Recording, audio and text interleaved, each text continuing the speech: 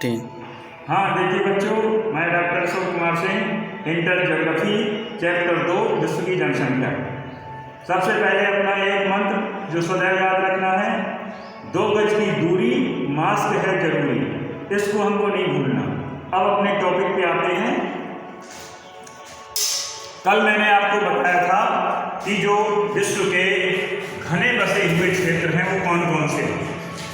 जो मैंने 3 क्षेत्र बताए थे, पूर्वी एवं दक्षिणी पूर्वी एशिया जहां विश्व की 57%, नंबर दूसरा उत्तरी पश्चिमी यूरोप जहां विश्व की 13%, और नंबर तीसरा उत्तरी अमेरिका का पूर्वी भाग जहां विश्व की 5% जनसंख्या निवास करती है।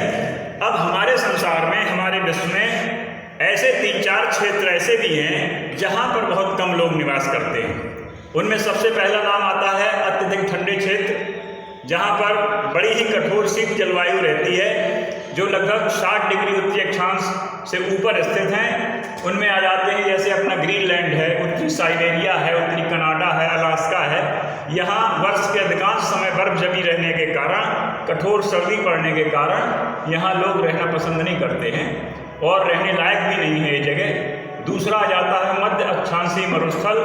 मध्य अक्षांशीय क्षेत्रों में विश्व में कई मरुस्थल फैले हुए हैं, जहाँ उष्ण जलवायु रहती है, गर्मी रहती है, शुष्क प्रधान क्षेत्र होते हैं और बालू प्रधान मिट्टी होती है। ना वहाँ कृषि करना उचित है, ना वहाँ कोई कार्य करना उचित है, इसलिए भी वहाँ पर लोग कम रहते हैं। जैसे गोबी का मरुस्थल है, थार का मरुस्थल है, अरब का मरुस्थल है, मंगोलिया का है, आटाकामा है, दक्षिण अमेरिका का कालाहारी है, अफ्रीका का। इस प्रकार ये मरुस्थलीय क्षेत्रों में भी बहुत कम लोग निवास करते हैं, तो ये विरल जनसंख्या के क्षेत्र है। तीसरा आ जाता है विषुवत रेखी उष्ण आर्द्र प्रदेश, जिसको हम भूमध्य रेखी प्रदेश भी कहते हैं, क्योंकि आप सब लोगों ने पढ़ा होगा कक्षा 11 में जो विश्व के जलवायु प्रदेश पढ़े हैं कि भूमध्य रेखी प्रदेशों में बहुत अधिक तापमान रहता है और प्रतिदिन 4 बजे के बाद वहाँ मूसलाधार वर्षा होती है। तो ऐसी गर्म जलवायु और प्रतिदिन होने वाली वर्षा के कारण ये क्षेत्र इसका अधिकांश घने वनों के क्षेत्र हैं और यहाँ नीचे की जमीन बिल्कुल दलदली रहती है, जो किसी भी प्रकार से रहने, सड़क बनाने, कुछ मकान बनाने के लिए अनुपयुक्त है।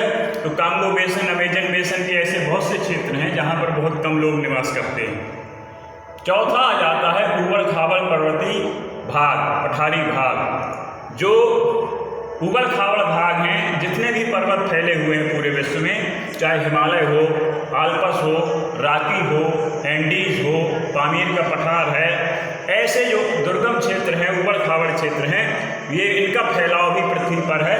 तो इनमें भी लोग बाग नहीं रहते, क्योंकि यहाँ पर रहने लायक घर मकान बनाने के लिए, सड़क बनाने के लिए भी ये अनुपयुक्त हैं। तो इस प्रकार से ऐसे क्षेत्रों में लोग बहुत ही कम निवास करते हैं।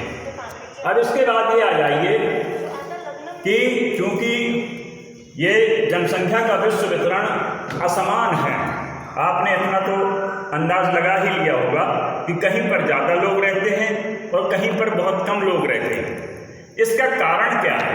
इनके जो कारण हैं उनको हम कारक कहते हैं, विश्व वितरण को प्रभावित करने वाले कारक। तो विश्व वितरण को प्रभावित करने वाले कारकों में यदि हम देखें तो इसमें प्राकृतिक कारक भी हैं, आर्थिक कारक भी हैं और सामाजिक एवं सांस्कृतिक कारक भी एक कारण है। सबसे पहले चलते हैं प्राकृतिक कारकों को। तो सबसे पहली आवश्यकता की चीज होती है मनुष्य के लिए जल। तो जल की उपलब्धता प्राचीन काल से ही हमने देखा है कि प्राचीन सभ्यताओं का विकास नदी घाटियों में हुआ, चाहे वो दजला फरात की मेसोपोटामिया की सभ्यता हो, चाहे वो नील नदी में मिस्र की सभ्यता हो और चाहे सिंधु घाटी की सभ्यता हो। इस प्रकार से, क्योंकि अगर बायोलॉजिकल अध्ययन भी किया जाता है किसी मनुष्य के शरीर का, तो उसमें ये बताते हैं सभी वैज्ञानिक कि सबसे अधिक मात्रा जल की ही होती है। तो जल ही जीवन है। ये जो उक्ति बनाई गई है बिल्कुल सटीक है ये, क्योंकि जल ही हमारी पहली आवश्यकता होती है हवा के बाद। और जल की आवश्यकता पीने के लिए, खाना बनाने के लिए, अपने पालतू पशुओं को पिलाने के लिए, और यदि कृषि कार्य है तो उसमें सिंचाई के लिए भी जल की आवश्यकता होती है। तो प्राचीन काल में नदियां ही सबसे बड़ा स्रोत थी जल का, इसलिए सभ्यताओं का विकास वहाँ हुआ तो जनसंख्या को आकर्षित करने में जल की भूमिका प्राचीन काल से ही रही है। तो दूसरा कारण आ जाता है भू आकृति, यानी धरातल की बनावट। अब धरातल की बनावट 3-4 प्रकार की होती है। एक तो पर्वत, एक पठार, एक मैदान और एक गहरी गहरी खाइयाँ। तो इनमें से पर्वतों में रहना मकान बनाना आसान नहीं है, बना भी नहीं सकते हैं। इसी प्रकार से पठारी क्षेत्रों में भी दुर्गम क्षेत्र होते हैं। केवल मैदान एक ऐसे क्षेत्र होते हैं जहाँ पर रहने के लिए मकान बनाना, सड़क बनाना, स्कूल बनाना, अस्पताल बनाना, रेलवे लाइन बिछाना, ये सारी चीज़ें आसान होने के कारण मैदान आकर्षित करते हैं। और ये हैं पर्वतीय क्षेत्र हैं, पठारी क्षेत्र हैं, इनमें लोग कम रहना पसंद करते हैं रहने लायक नहीं होने के कारण। तो भू की आकृति भी जनसंख्या के बसाव को या विश्व वितरण को प्रभावित करती है। इसके बाद तीसरा महत्वपूर्ण फैक्टर है जलवायु। जलवायु अभी आपने देखा, जो विरल बसे हुए क्षेत्र थे वहाँ किसी न किसी प्रकार जलवायु की बड़ी भूमिका थी। तो जो समशीतोष्ण जलवायु है, न जहाँ ज़्यादा गर्मी पड़ती है न जहाँ ज़्यादा सर्दी पड़ती है, वो घने बसे हुए क्षेत्र हैं भी विश्व में, उनका एग्जाम्पल भी हैं। और मनुष्य के रहने लायक जलवायु सबसे अच्छी वही मानी जाती है। बहुत अधिक गर्म जलवायु भी आकर्षित नहीं करती, बहुत अधिक शीत जलवायु भी मनुष्य को रहने के लिए उपयुक्त दशाएं प्रदान नहीं करती। इसके बाद आ जाती है उपजाऊ मिट्टी। जब मनुष्य रहते हैं तो उसके भरण पोषण की पहली प्राथमिकता होती है। तो जो उपजाऊ मिट्टी के क्षेत्र हैं वहाँ मनुष्यों का भरण पोषण, रहने वालों का भरण पोषण बड़ी आसानी से हो जाता है। इसलिए उपजाऊ मिट्टी या उपजाऊ मृदा ये हमेशा मनुष्य को रहने के लिए उपयुक्त स्थान है, जो पूरे विश्व पर सब जगह नहीं है। तो जहाँ जहाँ उपजाऊ मिट्टी है, जहाँ जहाँ उपजाऊ मिट्टी के क्षेत्र हैं, वहाँ कृषि पेटियाँ हैं, कृषि का क्षेत्र है, वहाँ लोग ज़्यादा रहना पसंद करते हैं। तो ये भी महत्वपूर्ण कारण है। अब इसके बाद आ जाते हैं आर्थिक कारण, जैसे खनिज पदार्थ हैं, औद्योगिकरण है और नगरीकरण है।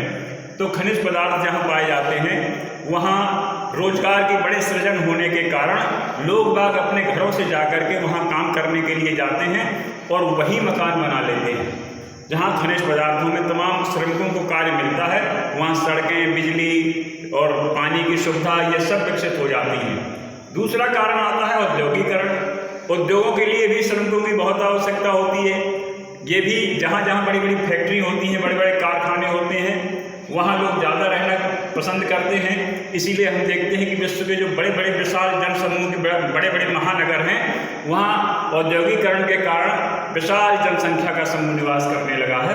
तो औद्योगिकरण भी विश्व वितरण को प्रभावित करने वाला एक प्रमुख कारक है। इसके बाद नगरीकरण, ग्रामों से जनसंख्या का नगरों की ओर जाना, नगरों में जाकर के रहना नगरीकरण कहलाता है। जो सुविधाएं गाँव में अभी तक विकसित नहीं हो पाई, वो नगरों में होने के कारण बहुत से लोग नगरों में जाकर के रहना पसंद करते हैं। तो इस वजह से भी जनसंख्या को प्रभावित करने में बड़े बड़े नगर ये भी विश्व वितरण को प्रभावित करते हैं। फिर इसके बाद अगला कारण है हमारा, 8वां कारण है सामाजिक एवं सांस्कृतिक कारक। बहुत से ऐसे क्षेत्र होते हैं जो धार्मिक महत्व के होते हैं, जैसे भारत में भी हैं, मथुरा है, बनारस है और तमाम ऐसे तीर्थ स्थल हैं। और बहुत से ऐसे सामाजिक क्षेत्र भी हैं, राजनीतिक क्षेत्र भी हैं, जो राजधानियां हैं, जहां पर सारे कार्यालय होते हैं। तो वहां कई प्रकार के कार्यों का सृजन हो जाता है। तो गाँव से जा कर के बड़े मजदूर लोग जाते हैं और फिर वो वहीं बस जाते हैं। तो इस प्रकार से ये सामाजिक सुरक्षा भी वहाँ रहती है, पढ़ाई की सुविधा भी रहती है और चिकित्सा की सुविधा भी रहती है और सुरक्षा भी रहती है। वहाँ बिजली, पानी, सड़क ये सारी सुविधाएं गाँव की तुलना में बेहतर होने के कारण ये जो सामाजिक और सांस्कृतिक कारक हैं ये भी विश्व वितरण को प्रभावित करते हैं। अब आपने ये देखा कि किस प्रकार से विश्व वितरण हमारी जनसंख्या का है और कौन कौन से कारक हैं जो विश्व वितरण को प्रभावित करते हैं। अब यदि हम एक नज़र डालें कि जो एशिया महाद्वीप में सबसे अधिक जनसंख्या निवास करती है, तो हमारे यदि हम देखें कि विश्व के सबसे 10 बड़े देश कौन कौन से हैं जनसंख्या के आधार पर, तो हम देखेंगे कि सबसे पहला नंबर आता है चीन का। जहाँ की जनसंख्या 143 करोड़ है, जो विश्व जनसंख्या का 18.4% है। दूसरा स्थान आता है हमारे भारत देश का, जिसकी जनसंख्या 138.1 करोड़ है और जो विश्व जनसंख्या का 17.7% है। तीसरा स्थान आता है संयुक्त राज्य अमेरिका का, जिसकी जनसंख्या 33.1 करोड़ है, जो विश्व जनसंख्या का 4.2% है। चौथा स्थान आता है इंडोनेशिया का, जो 27.3 करोड़ है और जो विश्व जनसंख्या का 3.5% है। पाँचवा नंबर आता है पाकिस्तान का, जिसकी जनसंख्या 22.1 करोड़ है और जो विश्व जनसंख्या का 2.8% है। छठवां नंबर आता है ब्राज़ील का, जिसकी जनसंख्या 21.2 करोड़ है और जो विश्व जनसंख्या का 2.7% है।